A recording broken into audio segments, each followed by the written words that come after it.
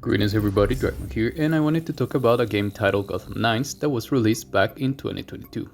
This game was developed by Warner Bros. Games Montreal and a company named QLOC or Clock, I think, I'm not sure. If the name Montreal sounds familiar, that's because they also made the Batman Arkham Origins game, which is part of what's commonly referred as Arkhamverse. I mention this because of some points I will touch upon later in this video. Now, for the plot of the game. In this universe, Batman was investigating what seemed to be a secret society supposedly controlling Gotham City from the shadows. While investigating them, one of his oldest foes, Ra's al Ghul, infiltrates the Batcave in pursuit of an alliance, but Bruce refuses, so a fight unfolds. Throughout their confrontation, the Batcave is destroyed and they both die into the rubble. As a contingency measure, Bruce had prepared a message for the Bat family in case he died, and so Red Hood, Nightwing, Batgirl, and Robin are summoned to continue his work on Gotham, which is mainly the cases he was working on before he died. So the protection of the city and the mystery of the secret society now falls on their shoulders. Now, this game is an open world MPO or multiplayer online, meaning that you can play throughout the story and some specific challenge modes with other people online. It also gives you the option to play the story and challenge modes alone if you don't want to go online. The gameplay is mainly stealth and open combat, with some very rudimentary and small detective qualities to it, plus the mobility throughout the map. Basically, you can go into fights or sneak around to complete objectives, as well as doing some investigations for clues in order to progress in the story or side missions, as well as travel throughout the map, as I said. First, let's see the combat. In here you have a combination of the basic strong, light and range attacks, plus abilities. 3 of the characters you can use are mainly focused on hand-to-hand combat, and 1 is mainly range.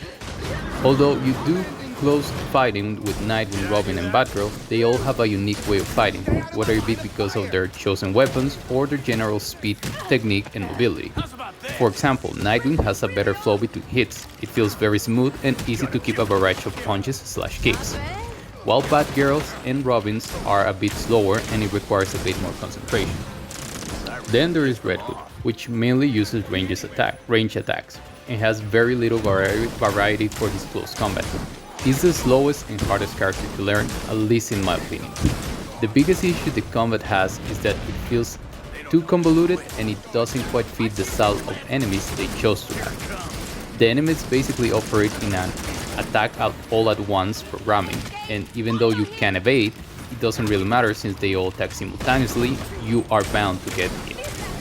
It would have been better if they added a multiple hits evade, or actual counterattacks that will give you hyper armor so you wouldn't receive any damage by random attacks that you simply couldn't avoid.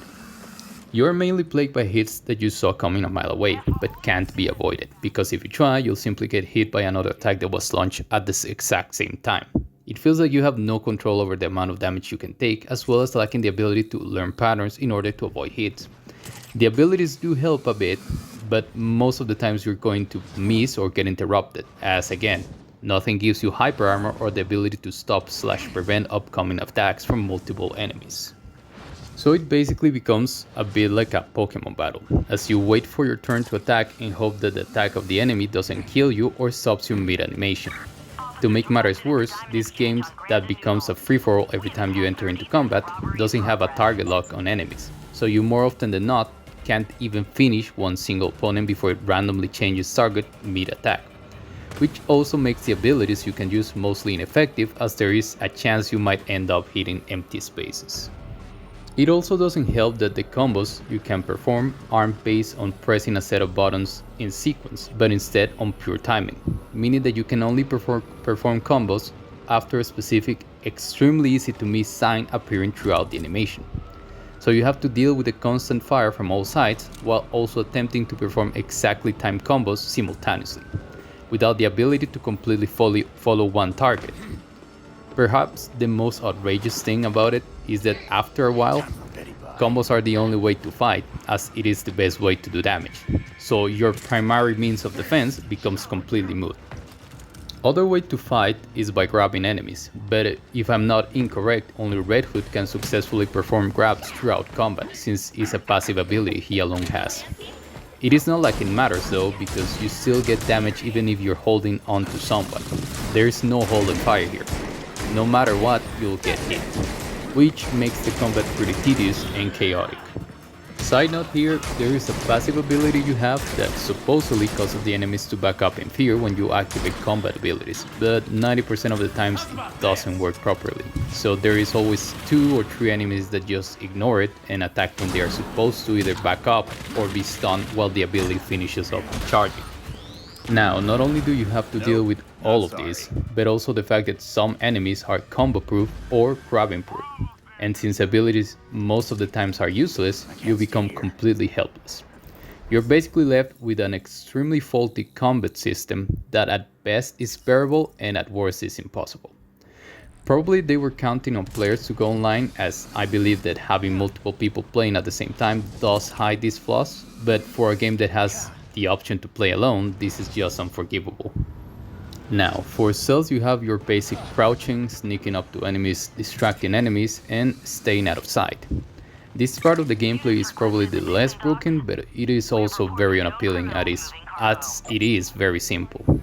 You basically can sneak around enemies and grab them from behind to either knock them out or interrogate them.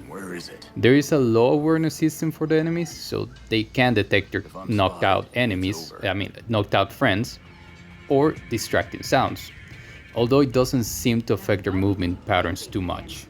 Since sound does distract them, you can use the range attacks to make enemies move position, although it is not without risk, as if you shoot too many times at one spot, multiple enemies will go to that position.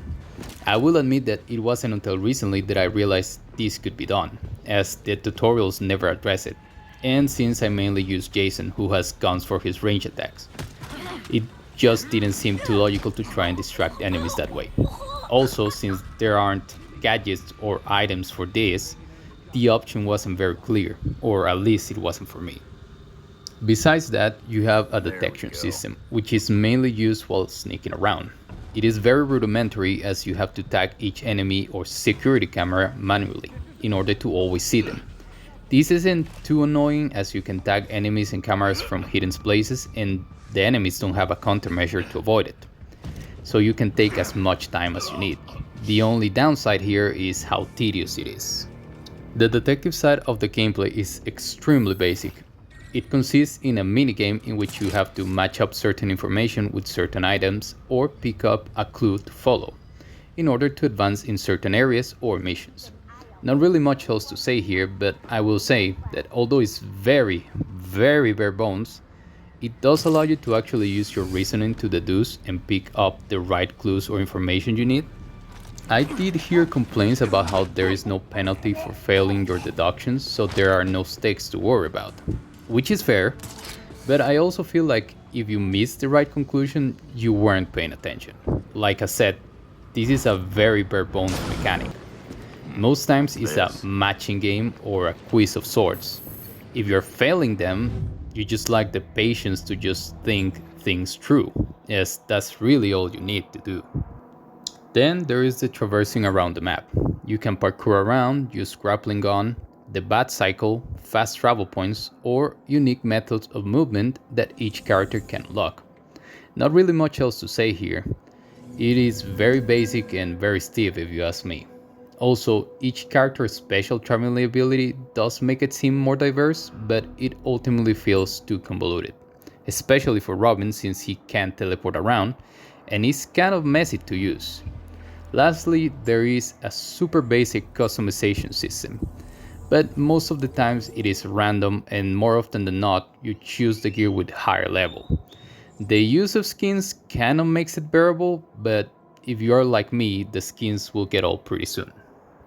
Now, I will address the elephant in the room. Yes, this game doesn't compare in any way to its predecessors from the Arkham series. Also yes, it is fair to say that by the time Gotham Knights came out, the gameplay really should have been way more polished than what it was.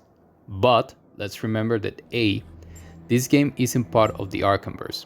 This game was built from the ground up as its own individual product. Does it mean that all its flaws should be excused? No. But comparing it to previous games that really have nothing to do with it, isn't really fair. Even though it had the same developers that made one Arkham game, Gotham Knights didn't have the advantage of fully copying what was already there, meaning that there was more work to be done and more distinctions to be made, so it didn't play like those games.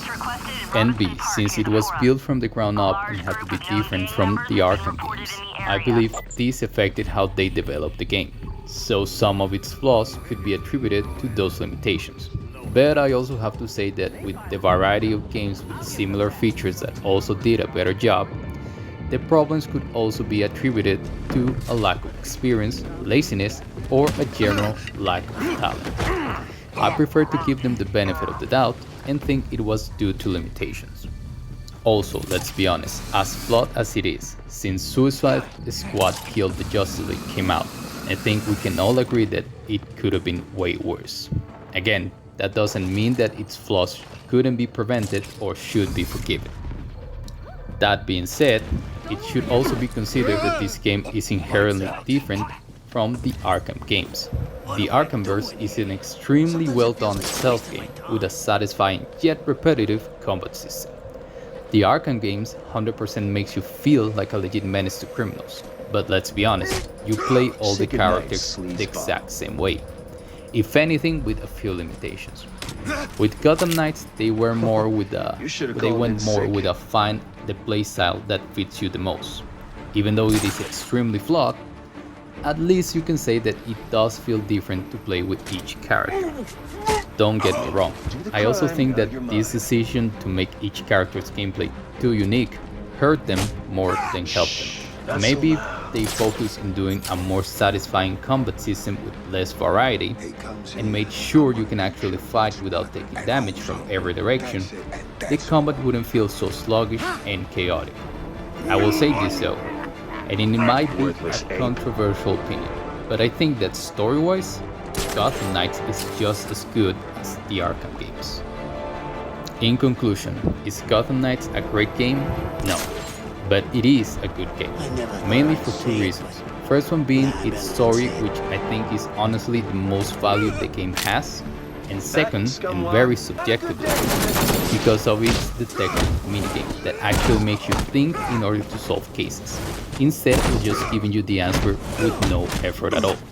Again, it is very bare bones, but I think that it does at least allow you to somewhat get that satisfaction from figuring things out for yourself. That said, this game desperately needs a rework, mainly on its combat. I think that thing that would fix at least 70% of its issues is just adding a target lock system. It is just ridiculous that I use an ability and it doesn't automatically target the nearest enemy, literally just wasting the ability bars out of complete lack of attention to detail. Other than that, they could also add some hyper armor when the animations of an ability is activated, so you don't get completely destroyed by the 2 or 3 enemies that didn't react properly to said ability. Overall, it's a game worth playing / buying. Yes, but only the standard version. The deluxe version simply isn't worth it. More so because it just adds a skin that after a while isn't even that useful, to be quite frank.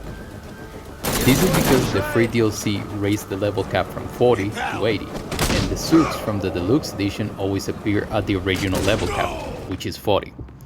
Besides that, I don't have more complaints about the game, to be honest. And that's about it. Hope you enjoyed the video, hope to see your thoughts in the comments, and I hope to see you next time. Goodbye.